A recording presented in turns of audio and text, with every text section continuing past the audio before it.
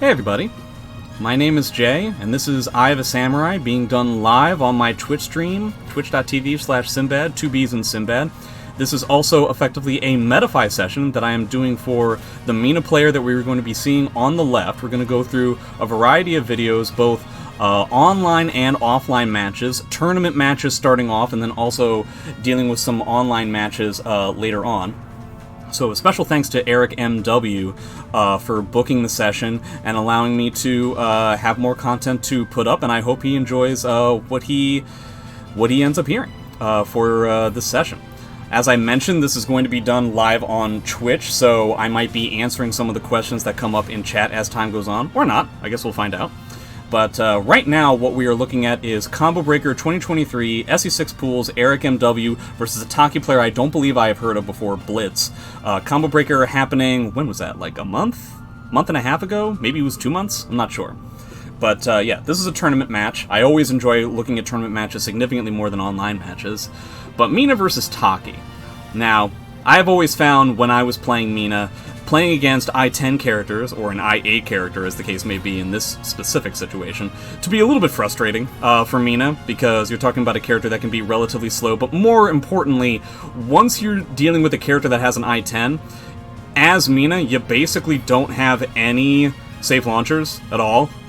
They can all be punished, so that can be a bit frustrating. But yeah, let's give it a go. Let's see what we have. Obviously, the quality is going to be a little bit shaky, seeing as how it really is just like a phone thing for SE6 Pools, right? I appreciate the push out there. Oh, that is not the right combo from the Taki player. A lot of 6K. Alright. Wow, very in close 2-2B. I'm kind of surprised by that decision. Are we making this comeback? Yeah, knowing the strings is a little bit difficult. It's gonna be difficult for Mina to punish that 6-6B as well. Ooh, 1B too. Wow, what an interesting punish there into the wall rising B. That was kind of crazy.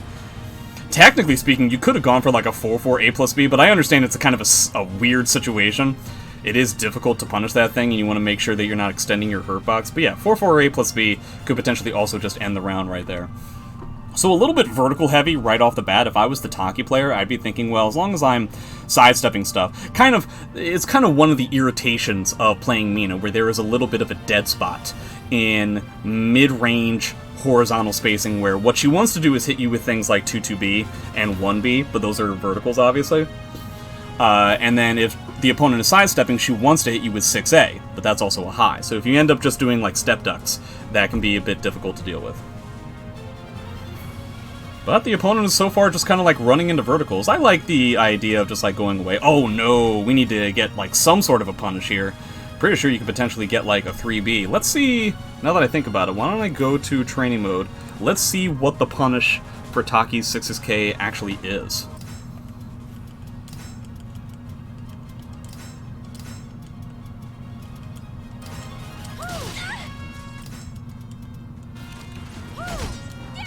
Okay, so not 3B.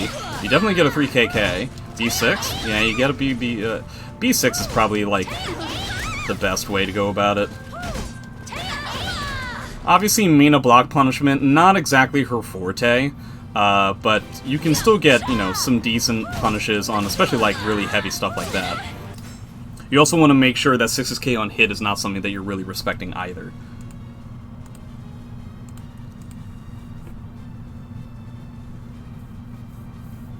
Okay, so now we're up against the wall. 1A, wowee, dude. So, I gotta say, so far, I mean, I'm glad it's working out for you, Eric, but, like, man, some of these decisions are a little bit reckless. They're a little bit crazy. Leads me to believe that if I were to play against you in tournament, all I have to do is kind of just, like, lay low, be conservative with some of the decisions I'm making, and you'll potentially just kind of hang yourself. Because 1A definitely gives you the win there, but it's also relatively slow against a character that could have potentially just like 3B'd you in end of the round.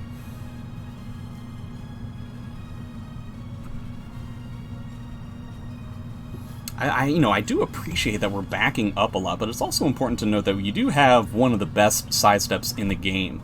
I understand that can be a little bit difficult to try and utilize against Taki, but if you're worried about something like an AA or something like that, I feel like step ducking into some sort of a wall rising move might be something to do. Also, haven't really seen any full crouch 1KK at all yet. I think it seems like you're very adamant about trying to space this out as long range as possible. Not exactly the worst idea in the world. Whoa, we just kind of like... Hold on a second. We just kind of like stopped moving there and not guarding there for a second. It's almost as if you forgot what was going on. Yeah, little tiny stuff. 2-2B again. So I have to say, I have noticed that there's a little bit of a tick in your playstyle where now this is 3 situations that I've seen where it's been a relatively, like, close range spacing. You're dealing with a character that's faster than you, and you went for 2-2B the first time it occurred, you went with 1B the second time it occurred, and you went with 2-2B again. This can be a little bit dangerous. I mean, 2-2B especially is unsafe. 1B is going to be unsafe at close range as well, effectively. Not to mention, you know, and that's just talking about whether the opponent is blocking or not. Also can be kind of scary if the person is trying to sidestep. This Taki player doesn't really seem to be utilizing in-close sidestepping all that much. In fact, neither of you are. But that's something that could potentially blow you up as time goes on. Oh, he actually gets a punish on the 2-2B. All right. But yeah, once again a 2-2B. So we're kind of just like firing off launchers, which is a little bit scarier. Because at this point, if he sidesteps, then you die. If he blocks, you potentially die. So at that point, you may want to wait to see what kind of option the Taki player uses here. You could go for something like 6A. You could go for something like 6-6A. These things are relatively safer on block, especially 6-6A. And if the opponent's up close, don't forget about full crouch 1KK. If you're just looking for like a heavy damaging launcher, it's not exactly the most heavy damaging thing in the world, but a knockdown low is pretty solid.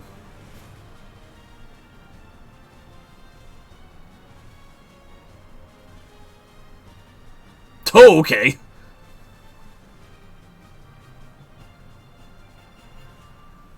Oh man, you try for the full crouch 1K. Is that what we're worried about? Are we just worried about getting like mashed in our face? I can kind of see it. Oh, we end up dropping the combo. Okay, going for that 1B yet again. Wow, he tried to CE you. That's a bit extreme. But yeah, overall, I just find that we're throwing out a lot of vertical launchers at the farthest range possible. I assume it's to try and like catch a dash him, but it is potentially reckless enough to where if somebody is just kind of sidestepping, it could really hurt you. Yeah, something like that. Now he didn't get any damage out of this, but that could have been an A6 lethal hit, and I feel like if your opponent ends up utilizing close range sidesteps, it could be very scary. Okay, that's an okay punish. Always want to make sure to punish 2-2A as well. You're not really going to get the biggest punish in the world, just like a stand kick should be fine. Yeah, that'll happen.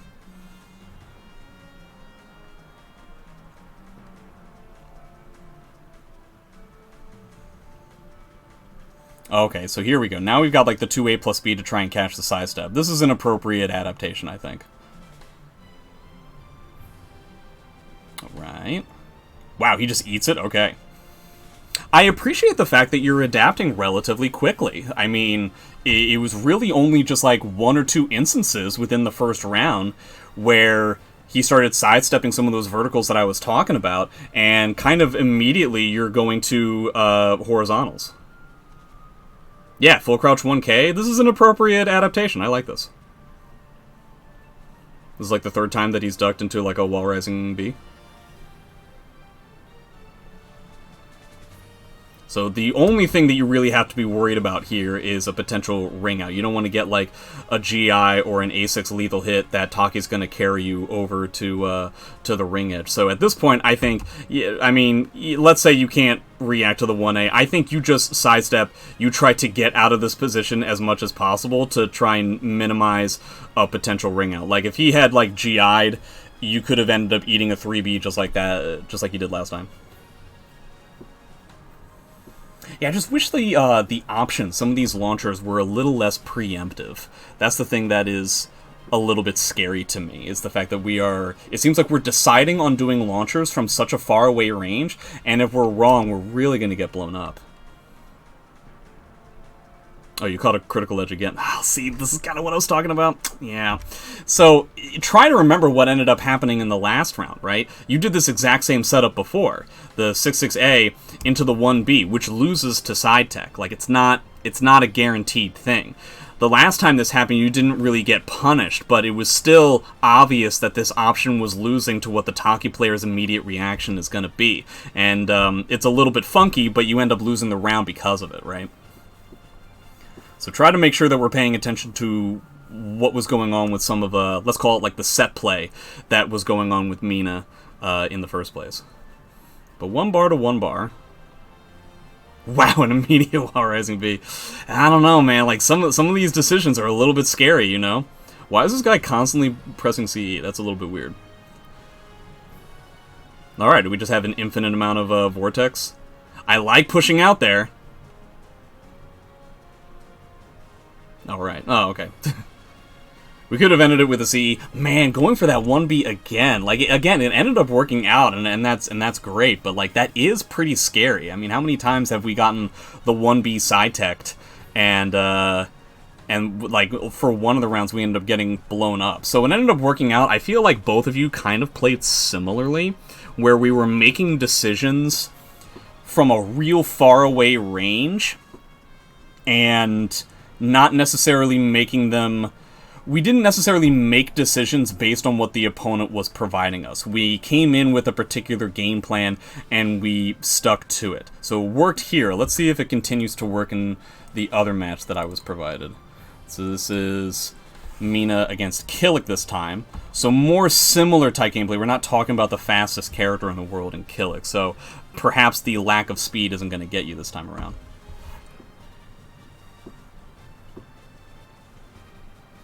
A lot of 6K. I'm kind of, so 6K I think makes a lot of sense against Taki and against shorter range characters. I don't really know if it does you all that well in a matchup like this. Killick doesn't mind being at this kind of a range.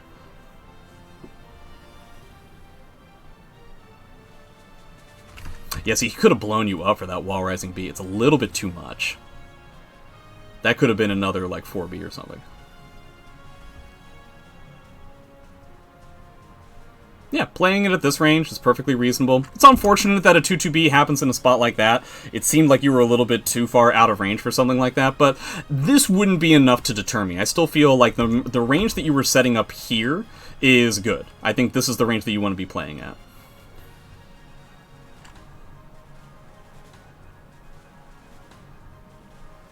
Oh, interesting, okay. Now 4K, interesting. See, I don't really know if horizontal GIs are necessarily the way to go against Killick. I don't really know if it comes up anywhere near as often. At least to me, basic bare-bones Killick players, they want to hit, like, 2-2B, BB, and wall rising B, right? So, like, that kind of stuff is much more scary. 1B at a pretty close range, too. Just a lot of, like... Mina definitely is the kind of character that wants to have a specific kind of spacing a lot more often. See, again, the wall rising K, I feel like, just came up because the stand K didn't work and the two-way didn't work. So we're just kind of throwing out buttons for the sake of, like, it almost feels like kind of a panic. Trying to allow cooler heads to prevail, I think, is the way to go. See, like, a 2-2B in a spot like that has, like, the biggest reward possible. But just the idea of, like, we need to make sure that we're punishing Killick 2-2B. I feel like your sidesteps in the beginning were the appropriate way to go. Like, just sidestepping to try and get yourself out of a position like that. But going for something that's a little bit less committal, I think, is a much more solid approach. You could even potentially go for, like, if you really wanted to test it here on a round that you're probably going to lose anyway, you could try to test what his decision-making is like to dealing with full crouch 1KK. Because it seems to me like the Killick opponent that you have, for the most part, when he's in a panic-type situation, he's doing something like 2-2B, right? So, if that's the case, full crouch 1KK, assuming it's timed correctly, could still work. Now you also know that his ability to punish 1A is relatively limited. This Killick player doesn't know what the punish is on Mina 1A. That would lead me to, even though you lost that round, if I was in your position, I would think, okay, he wants to just do wall rising B anywhere that he can. So if I just do stuff that puts him in crouch that's not while rising B punishable, I might be able to get away from it scot-free, even if he's right. 6-6A is a good choice, yeah. 6-6A is predominantly a good choice. I assume that was supposed to be a 4-4A because you tried to do a 4-4A right afterwards. Yeah, a little bit more respect for the opponent's ability to punish you after you whiff. I think that's going to be really important, too.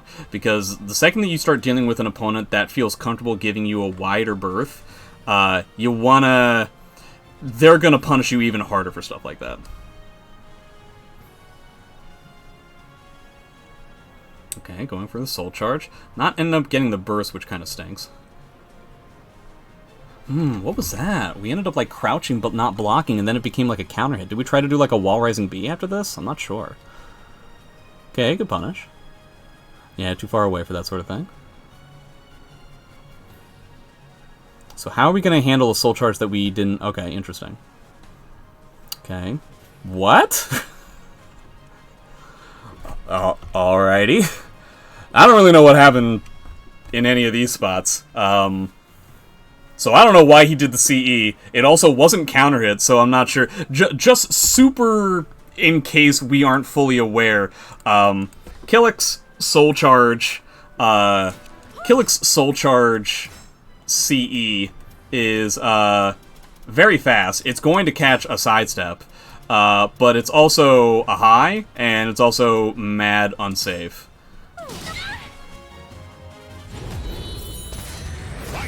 So, important information to have. How do we deal with something like this? So notice how long it takes Killick to recover after a Soul Charge CE. You can actually do quite a lot of things to get the appropriate punish. So I'm actually curious as to what Mina's max punish is going to be. So obviously, you know, that would be like the easiest thing in the world to do. It's just like a wall rising B, but it doesn't necessarily take advantage of the fact that the opponent is going to be getting up, or is going to be recovering very late. Let me just put this back to center.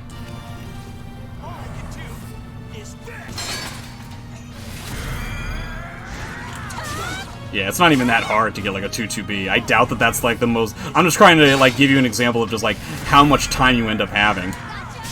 Yeah, you can even get a you can even get like a 4-4B. I'm gonna guess that the optimal punish is gonna be something like this.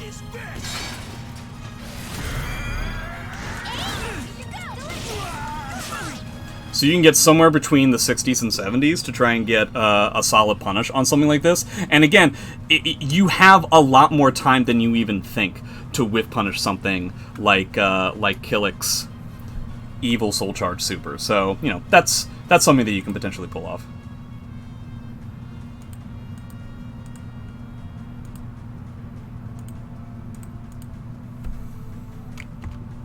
But okay, that's the first game.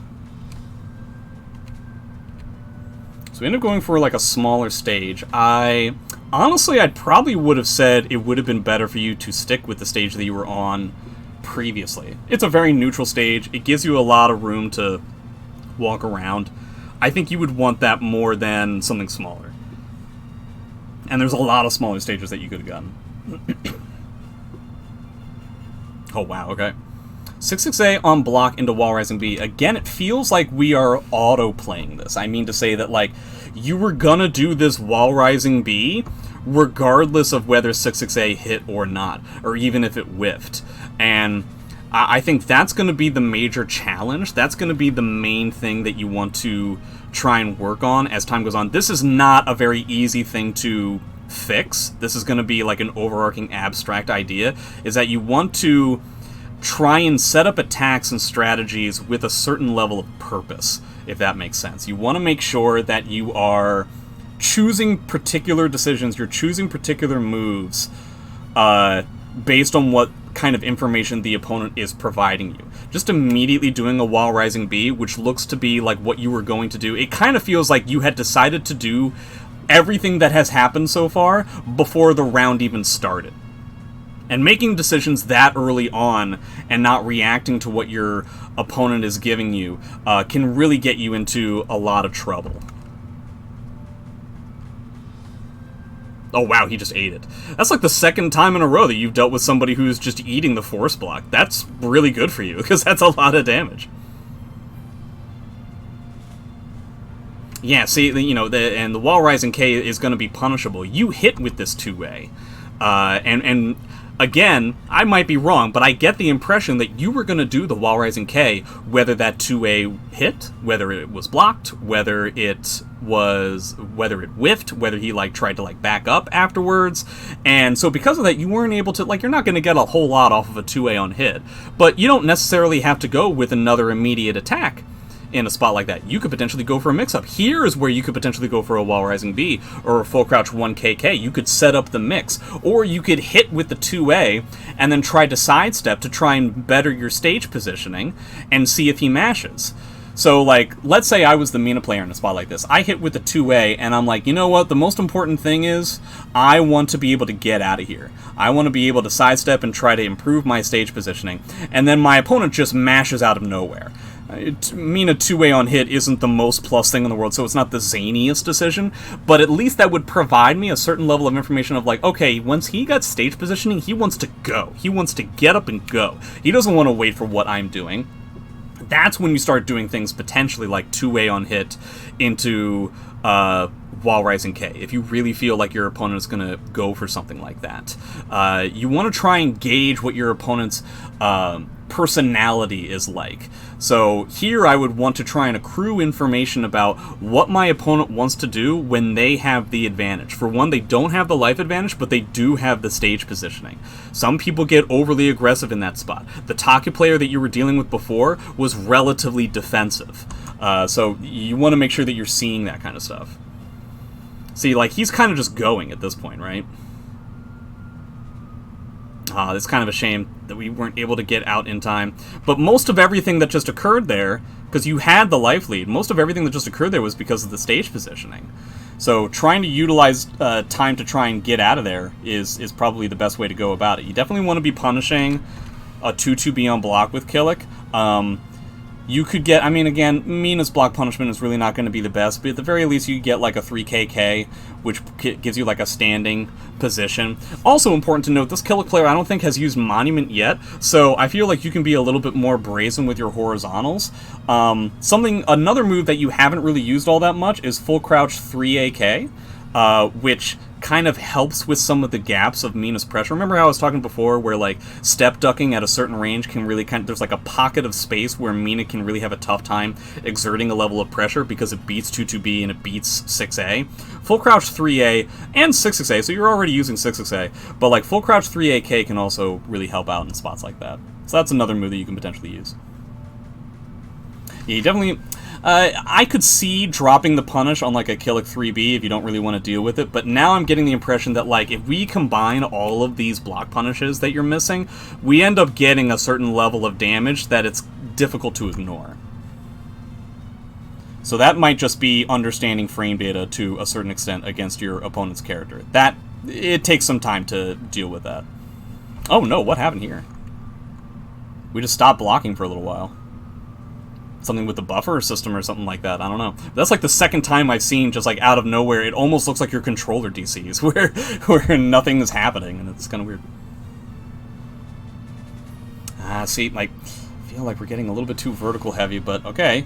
Alright, you're getting a counter. I gotta say, you know, just in case for anybody else who is watching this in the future, Mina's Oki is honestly some of the most set play-y, toughest stuff in the game to deal with. You can't squirrel your way out of it. The second that you're knocked down against Mina, you have to guess on something. Like, she's just going to keep hitting you if you try to squirrel away with a sidestep or a button of some sort. Like, that seems, Eric, the way that you're getting a lot of this damage.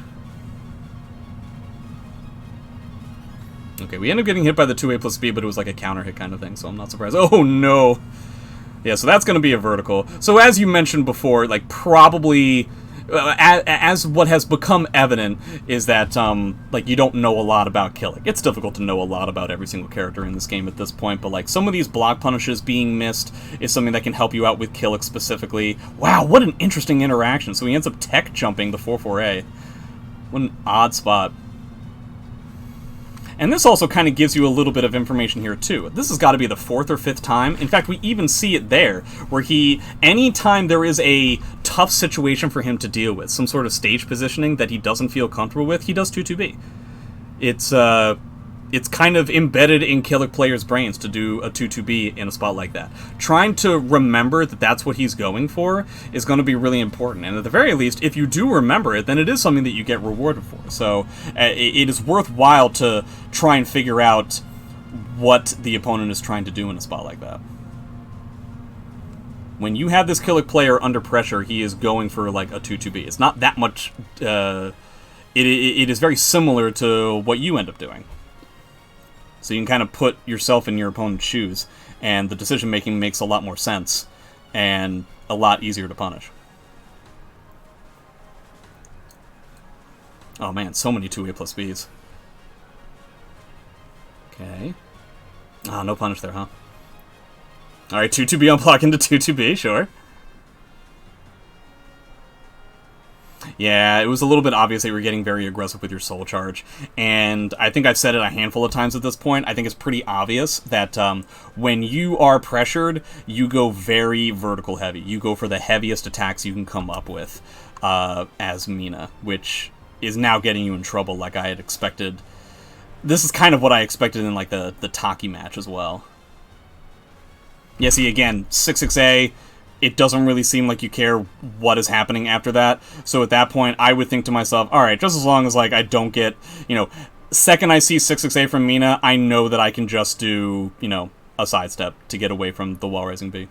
Oh wow, do we come back in this round because he doesn't respect Mina wake up? You did! So the set play that you have once you have your opponent on the ground is pretty correct. Your opponents so far have been clearly freaking out. And you can't really freak out in that way against Mina, so good show on that comeback. I won't really say all that much about like your aggression because it seems to be working out to a certain degree. It's really the defense that's a little bit scary. But wow, that was an intense comeback. So Killick has meter. You can punish that as well. Okay, he GIs on -12. Yeah, and so, I appreciate the fact that you are reading that your opponent is getting very squirrely and panicky when you get a knockdown. So that's good on you. That is what definitely led you to winning against Taki, and that's what's putting yourself at 1-1 against this Killick player right now. What's up? You gotta tell me, what's up with some of these spots where you just, like, decide to stop moving and not guard? That seems very scary to me. Like, is this like a taunt of some sort where you're just like, come at me, bro? Like, I don't know. I'd be very scared to, like, pull off something like that. Ooh, we get under it. Nice. Yes, I like the 2A plus B. Like, look at all that damage that we accrue because the opponent refuses to get up.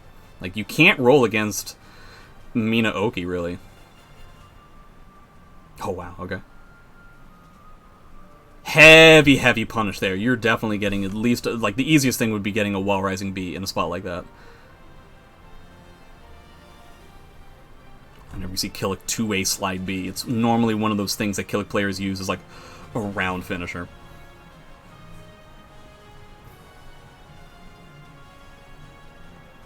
Oh, wow. I'll see, like, just getting, like, a stand K in there wouldn't kill, but it would get you awfully close. And here you just want to try to stay as calm as possible. See, like in a spot like that, this is the reason why I say staying calm and knowing certain block punishes really helps out. Because merely the fact that in a position like this, your Killick opponent is freaking out. There's only 9 seconds on the clock. He knows that he's basically dead to anything. And you're just standing there, right? You're not giving him anything to go off of. When certain players, like this Killick player, are dealt with a spot like that, they tend to freak out and they will hang themselves. A lot of players tend to hang themselves in a spot like that, me included. This is a common pitfall for basically any level of gameplay. If you get used to knowing what you can punish, you'd be surprised how often round wins are just kind of laid out for you. You're just provided the ability to win games simply because you were patient enough that you get rewarded.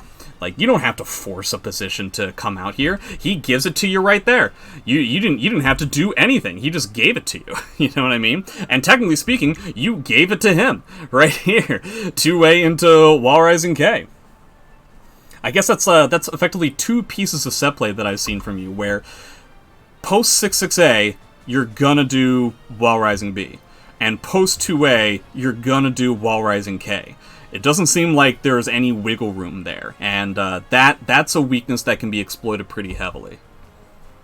So you definitely want to make sure to work on that. I'm not saying that Wall Rising K after 2-A is a bad idea, or that Wall Rising B after 6-6A is a bad idea, but knowing that that's going to come out every time, any decision is going to be a bad decision if it's the decision that's made every time it comes up. Ooh, nice spacing. Do we get like a full combo? Ew. Yeah, just knowing that the 3B is punishable, I think is gonna... honestly, would have been enough to save you in this game. That was a good punish. It's one of the nice things about looking at pre-recorded matches that I can just immediately click past the CE animation. Okay, so you got a lot of bar. I'd be looking for an opportunity to spend bar. Honestly, I'm not saying you have to do this, but it might have been a good idea, like, okay, I have my opponent up against the wall. I'll just activate Soul Charge now. I'm a big fan of aggressive soul charges because, like, he's not going to be able to soul charge back. He'll have to try and, like, go, like, off the ground into, like, an unblockable to, like, get away from the wall. He'll have to make some either real solid reads on your soul charge pressure at that point, or he'll have to just get pretty lucky. Like, he doesn't have a mechanic that is going to allow him to get out of that stage positioning against Mina and soul charge. Scar gauge is looking pretty bad, too, so this is looking pretty solid. Okay, well, don't get too hasty now. Remember what I was talking about before. It's pretty obvious at this point that if this Killick player is ever put into a bad spot, he's doing 2-2B, right? I think I talked about this like a minute and a half ago. And look at what's happening again here. Like, he's doing 2-2B even at bad spacings where he doesn't even get, like, a full combo. He is simply doing 2-2B when you're pressuring him. This is something that you can exploit as time goes on. Again, okay, good, yeah. This is what I was about to talk about, like utilizing your meter. Now, see, he automatically sidesteps whenever he is pressured, right? This is something that people do kind of all the time. Sure. That's a good punish from the killer player, honestly. It's not like the max damage that he could have been getting, but the fact that he's getting a punish on Wall Rising K at all leads me to believe that either he's just itching to do BB just in general, or he just knows that that's a safe punish that he can go for without having to worry about anything.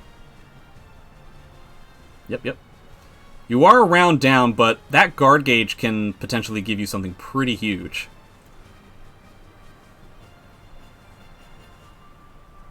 Ooh, wow, that is... You're really attempting something there with that auto GI. That's a bit much, I think.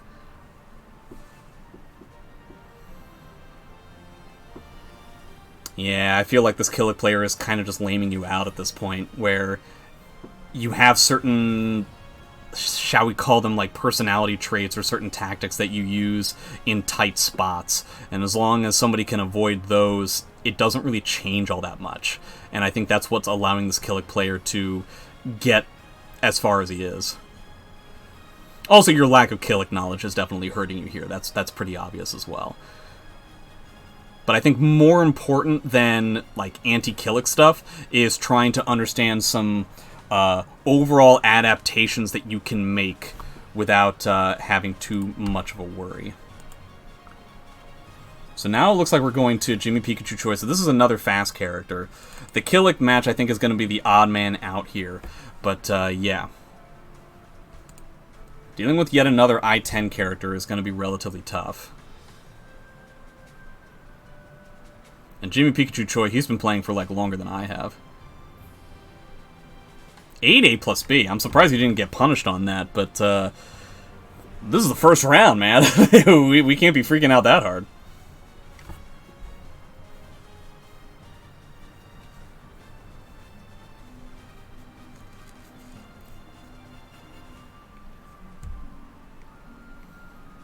So yeah, Jimmy Pikachu Choi just trying to be super sticky, which makes sense. That's kind of the way to go.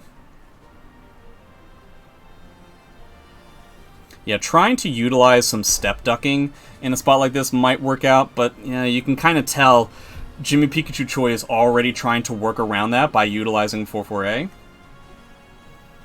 Really going for this horizontal auto GI. I don't hate it. It is a bit much. Alright, good. We didn't realize we were going to get the tip hit, I understand.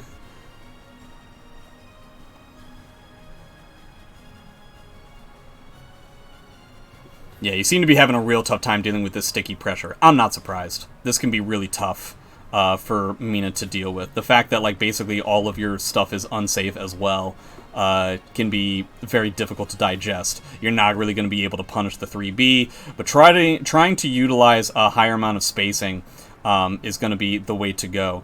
In case you aren't aware, you can also look up, there are plenty of matches where Incendiate will play Xianghua against Nowo, probably one of, if not, like, the most prolific Mina players that we have in the States at this point. So Nowo is somebody that you can look to try and find ways of challenging Mina in a way that kind of minimizes her faster pressure.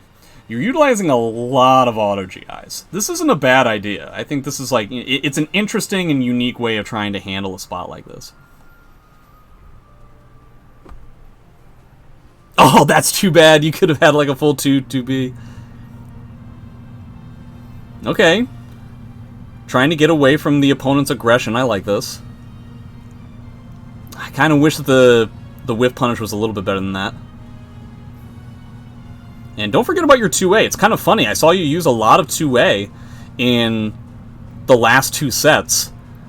But now when we're playing against Xianghua, we're not using it kind of at all.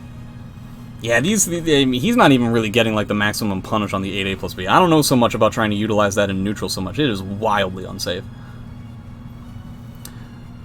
Yeah, you're really looking for a lot of, like, evasive moves. I kind of like this this sort of gameplay. 4-4B is also something that you could be using if you're looking for, like, a tech jump sort of thing. And it's, pretty safe. Yeah, it's too obvious, right?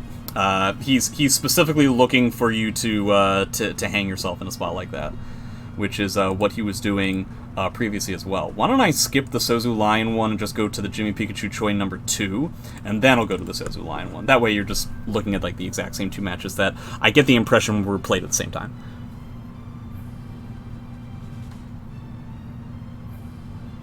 Yeah, he's just being super sticky on you. Every once in a while, you're getting something that's pretty solid in regards to one of these auto GIs, but it's kind of all that you're doing. I understand that Xianghua can be very scary, but you still need to play a certain level of solidity in your game plan. Honestly, incorporating some of the stuff that I was seeing in some of the other matches that you had had in the tournament would not be a bad idea. Is the reason why we changed because it's online rather than offline? That's possible. Okay, doesn't respect 4-4B. Yeah. See, in here we need to just get away. Yes, yes, yes, yes. Notice how he's utilizing a lot of horizontals. He doesn't want you sidestepping. He doesn't want you to utilize your best sidestep in the game. Yeah, okay, so there we go. Now utilizing the backdash and forcing the Xianghua to make some certain decisions to try and get in. This is the way to go about it. I like this. See, I kind of wish that we were making decisions a little bit faster here. So this happens, you end up blocking this, and I think at this point, he's backing up, but you're kind of standing still. I think this has to do, and you can correct me if I'm wrong, but overall I find that this level of hesitation just comes from potentially inexperience or just overall not really knowing what the opponent's options are like. He doesn't have a way of getting into stance. He doesn't really have a way of exerting high-level pressure after you block this move. And I get the impression that this is what most people do when they're hesitating, is because they just don't really know what's going on. The only thing that you have to do in order to get away from this is just play more and just, like, really try to pay attention to what the opponent does. Because notice how, he doesn't do anything here, because he can't. He can't. There's not a whole lot of a follow-up that he has after that move that you have to worry about. So, just play your game at that point. You don't have to worry about anything else. Now, in spots like this, off of, like, full crouch 3A, that's very much not the case. Then he does have ways of just being, like, super sticky. Oh, man, he He almost had the step duck. If you're starting to deal with people step ducking you here, in spots like that, that's when full crouch 3AK can really come into play. I think either 6-6A or full crouch 3A are the answers for Mina when somebody's doing that kind of stuff. Ugh, grab whiff into GI. What a jerk. See, I feel like here you would probably just want to like try and like roll back, try and get out of this position as much as possible. The second that he hits you on the ground there, you can just like roll back and, you know, just be okay with it. Ah, you almost tried to challenge. See, now you're in like a terrible spot. Yeah. Maybe you want to spend soul charge here. It's going to be tough either way. Now try not to get too vertical heavy here. Okay, well it ended up working out, but, you know, as time goes on, it might be a little bit of a problem.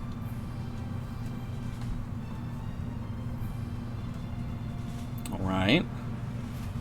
2 rounds up. He's got a lot of meter, but it's not the biggest deal in the world.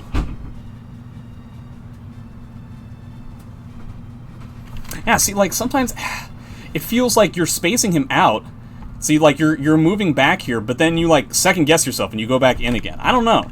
I feel like you were right the first time. I feel like trying to space out... You don't have to get any damage out of the spot like this. Creating space is your damage. Xianghua is definitely a character that is going to have a tougher time getting in than some other characters, and I feel like that's the way to try and handle this matchup. Being as far away as you were after these 2 backdashes is kind of a punish in and of itself. Like, you don't have to, like, go in, because the second that you go in, then you're at the spacing where Xianghua is better. I think you were right the first time. I think you should have just stayed committed to your backstep. Yeah, see, we kind of had the exact same position here. You had it right. Trying to back away here. Like, I understand that he's just, like, running in at you, and it can be frustrating, but I think trying to meet him head-on potentially just puts you in a scarier position. Ah, man, oh man, it just keeps happening over and over again. You're right about the spacing. Like, here, you 100% have him whiffing. And you can get a 2-2B, you can get exactly what you want. Everything is coming up daisies. But then you run in for, like, another heavy hit like you did before, and now look at where you are. Yeah, now you have to spend soul charge just to continue to play the game. He decides to spend back. I assume this just has to do with the fact that you're not entirely sure what's going on, which makes sense. Try to make it so that if you don't know what's going on, that just guarding is your way of doing it. I'm not saying that's like a bad tactic when you don't know what's going on, but like I mentioned before, if it is a tactic that is always being used, then that can be very scary. Try to mix it up in your head. Like, okay, well, I'm guarding here, I'm guarding here, I'm guarding here, but the second that you try to sidestep out of here, you can potentially get some good stuff going. A panic sidestep from Mina isn't the worst idea in the world because her sidestep is so good. Yeah, we're kind of just like using GIs and guarding because we're in this stage positioning. And again, I can't stress enough, the only reason why the round went that way was because we backstepped, we had the spacing that we wanted as Mina, and then we decided to like just go back in. And that's not doing you any favors against a close range character. Okay, we're getting a little bit too vertical heavy again. He's sidestepping a lot. Good punish. Yeah, very good. And see, yeah, this is what I'm talking about. This is what you want. This spacing here, I like the spacing at all. You obviously don't want to get crybabied. I get the impression based on your spacing that you're really worried about that. But also, like, look at this. Like, this is your damage. This is the way that you're going to potentially win this round. You don't have to, like, go up close and do mixes against a faster character. Try to play to your character's strengths, you know? Ooh, yeah, can't match there. Again, really fantastic that I can just, like, skip over this kind of stuff. So he ends up catching you on the Oki. There's not really a whole lot that you can do other than just be correct. But hey, you got a lot of bar on your side. I would honestly say, like, maybe just, like, start spending bar kind of immediately. He can't use Soul. This is something that I talk about a lot, and I don't see even really good players utilize this.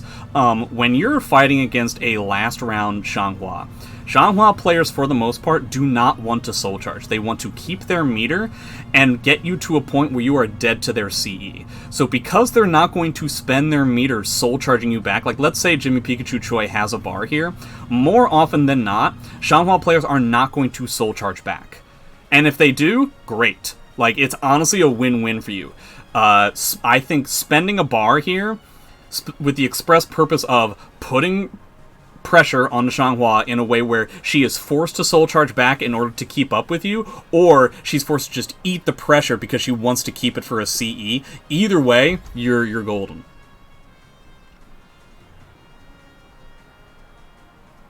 Too many 3Bs, too many verticals. We have only done unsafe stuff when he's in your face, and that is not good. Okay, we're keeping this good spacing. I like this. I honestly, at this point, especially as we're like getting down to it in this round, your gauge is blinking yellow. I think just 100% soul charge. There's no reason to hold on to the meter at this point. You have 2 bars. There's no reason to keep both of them for the end of the round. Again, we had the whip punish. Now you really need to spend soul charge. You need to get the hell out. Like, you're in red. This is very scary. Okay, we get a 2A. Oh, man, we got a fantastic whiff. Alright, what does he get out of this? That's honestly not the biggest deal in the world. There we go. Way too late, in my opinion. Because, like, see how, like, technically speaking, if you're right, like, 2 times on your soul charge, then you end this game, right? Like, this game, you have him dead to one of your 2 bars. Anytime that happens, I feel like that is effectively a failure in meter management, because you could have spent this bar a lot earlier, and instead what's possible to happen is that he soul charges now, and you're gonna die with a bar. Do you know what I mean? Like, it is... I think the bar could have been used a lot earlier, and then you would be in the exact same position that you are now, except you will have utilized your second bar, and who knows what could have benefited you. Who knows what could have happened with the first bar earlier on. You could have gotten guard damage on your Xianghua opponent, you could have hit them a whole bunch, you could have knocked them down once and won the whole game. There's a whole lot of stuff that could have happened. Wow, 6A on whiff into 6A. Yeah, see, look at that. All of this could have happened earlier. Oh, did you recover? Yeah. Okay, sure. That's not necessarily the way that I would have gone about it, but yeah. Once you started utilizing better spacing, I think the round ended up a lot better for you. So that's a pretty solid win on top of things. So we have the last match, which is against Sozu. So, Yoshimitsu against Mina in a small box like this probably sucks a lot. This is a very frustrating...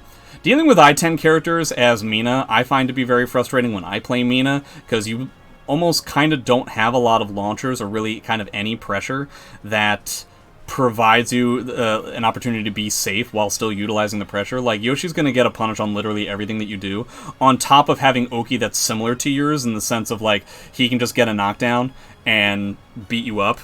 But this is kind of rehashing some of the stuff that I was talking about before. It really seems like when it comes to you're getting pressured, you're utilizing a lot of 2-2B, 3B, you're utilizing a lot of verticals.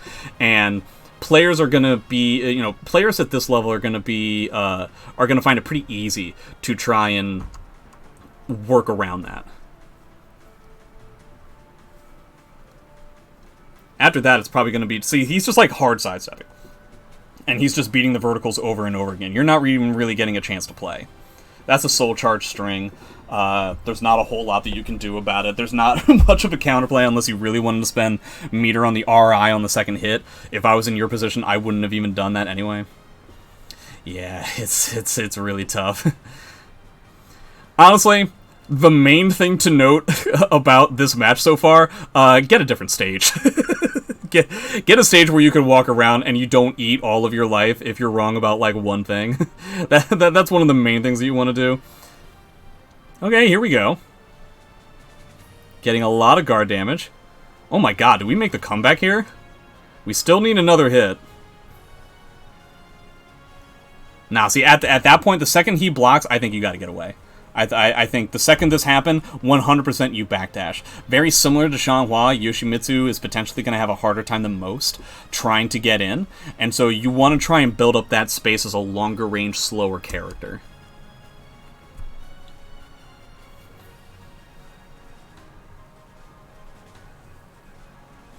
Yeah, it's not going to be that punishable. You want to just get like a stand kick or something. We gotta get out of there. Now, see, it's, again, second that you see a hit like this, like, the second I see something like this, as Mina, I'm out of there. The damage that you're gonna get is with spacing. It's not off of, like, some piece of Oki, because now you're still under this wall pressure, and this is exactly what happens when you give Yoshi this kind of opportunity. You need to make sure that you're realizing what the opponent wants to get, and trying to make getting that as hard as possible. The stage is not doing you any favors, but you're also not trying to get away from bad stage positionings. This was sort of happening against the Killick player earlier as well.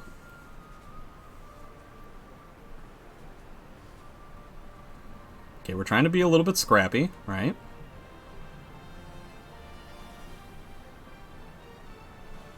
Oh, okay, wow. There's that 2A into wall rising K again.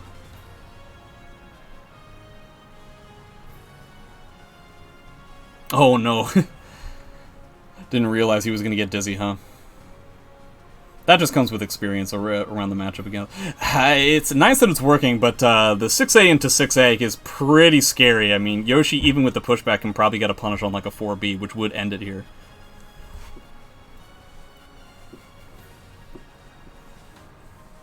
So you got a lot of meter now. Have to be worried about the double bar lethal hit that Yoshimitsu has as well. Yeah, I like the idea of utilizing meter this quickly. That was a good block by him. That's a very good punish. Yeah, this you don't have anywhere to go, and he's really killing you with that kind of stuff. So this is minus 12, just so you know. Again, your punish is not going to be great. You can get like a stand kick here, but you could also just try to sidestep yourself away from this situation. So I would say, like, the two ways you want to punish a spot like this, you either want to, you know, hit him with, like, a small poke, or you want to just, like, hard press 8 to just try and get out of the stage positioning that you're in at this point. Oh, wow. Yeah, you want to go back to some of, like, the meaty pressure that you were doing in some of the tournament matches. Because now it just looks like you're, like, you know, at the end here, when you had that one knockdown, you kind of hesitated, right? Like, you're just kind of sitting there, not really doing all that much, and it looks like you were just kind of, like, going for a hard read. Just continue with, like, the pressure that you were doing before in some of the other matches. So, a better stage.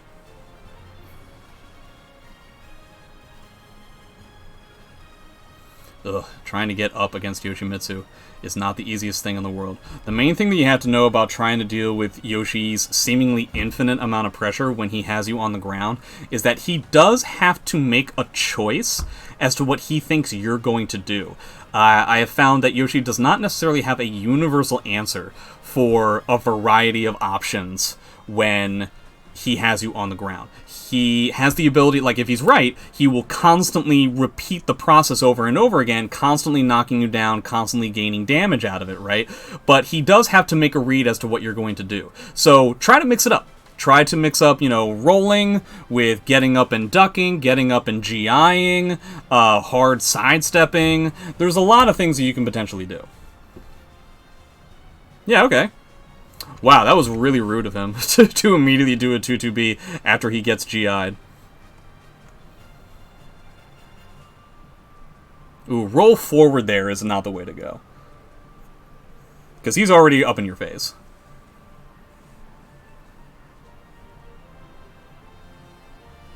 The reason why he's mashing in some of these spots after he gets GI'd is because it's not a particularly high hit level. These are relatively slow attacks that you're getting a GI off of, so it's probably best not to expect either Sozu or really any Yoshi player to respect a GI in a spot like that. At best, you want to potentially try to get away, or you want to try to go for, like, I don't know, a 6-6A. Something that's relatively small. See, now he's just mashing on whiff as well. I think this just has to do with the fact that your pressure isn't necessarily frame tight. He's just kind of like throwing buttons at you. And he also knows that the second that he has you in like his pressure, he's got you. Because you're not really familiar with just the infinite amount of pressure that the Yoshi player can pull off. We're not really utilizing Reversal Edge either. Again, he has options to beat Reversal Edge in some of these spacings, but he doesn't have something that's going to beat so many options all at the same time. And so mixing in all kinds of stuff is really the way to like throw Yoshi off of his game.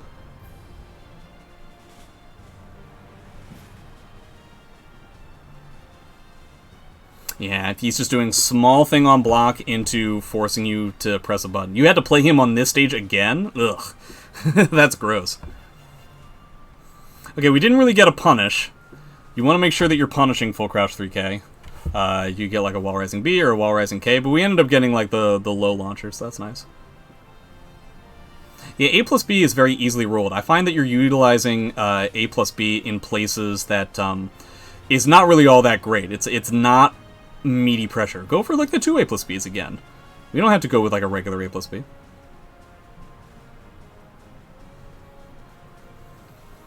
Yeah, when we're whiffing, it seems like we're also mashing afterwards. That works for his character. It does not necessarily work for your character. Yep. Can always kind of expect Yoshi players around the wall to start doing jump kicks. It's going to get away from your lows, from your grabs. It's going to make getting hit by a high all weird, just like we saw there.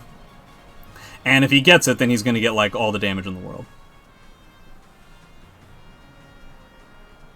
Okay. Yeah, we are just so unfamiliar with like the Dragonfly stuff. That's pretty unsafe as well. You can get like a 3KK on the 3AB there. That is like a standing launcher that you don't have to necessarily respect. So, kind of similar to the Killick match, we need to make sure that we know what is punishable and what's not, just to make sure that your pressure and everything is frame tight, and you're getting a small amount of damage in places that you can. And it's also kind of what Sozu is leaning on right now, is that he understands the frame situation that you're in much more than you do. Plus, he's got like the guard pressure and everything. He's just trying to like throw you up against the wall. This is his entire game plan. He's just crab hammering you into submission. I can see spending the bar or not in a spot like that, because you have so much work to do that, like, even... Oh, you didn't even have the bar. That was Yoshi with the bar. Gee whiz.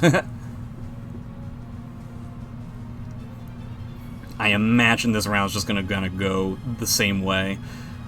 Yeah, this stage is really beating you up. You gotta make sure that you're aware of what the stage positioning is like in a spot like this. And alright. I think that's all the matches that I was provided.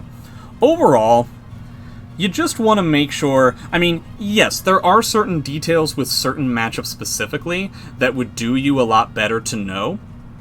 That kind of stuff comes with time.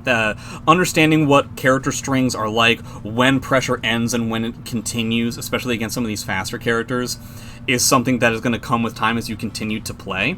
But the main things that I think are going to be universal for every character you're playing against are, you don't want to be too vertical heavy when you're getting pressured. You don't want to have certain like set play in your head. Things like 6-6A into Wall Rising B or 2A into Wall Rising K. Again, these are not bad ideas, but if you already decided that you're going to do that regardless of what happened on the screen, it's a lot easier to deal with. It makes it too... You make it too obvious that you had planned on this well before, and that means... If you had, for instance, if I know that about you, and I see you whiff a 2A, I know that I can ramp up a really heavy attack and punish the Wall Rising K.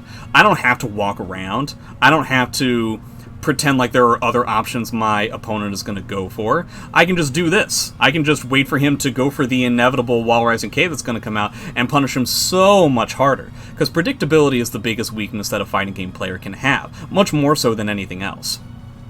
So you want to make sure that you're not doing any of those kinds of things, and then get to the character stuff. I feel like focusing on the stuff that will universally benefit you throughout all characters is going to be better to work on first than it's going to be to focus on like the frame data of each character. You can do both at the same time if you like, but if I had to tell you to work on one, I think mixing up your options when you're getting pressured and not getting too in your head about how your aggression is supposed to be, and like try to actually see the opponent, see what they're doing, and act accordingly is the best way to improve for now.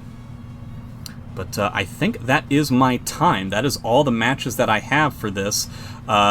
If anybody on YouTube is interested in this kind of thing, you can also hit up my Metafy, which you can find on my stream, twitch.tv/Sinbad, 2 B's in Sinbad.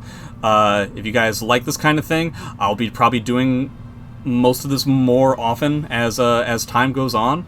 And thanks again to Eric for the opportunity for this kind of coaching session.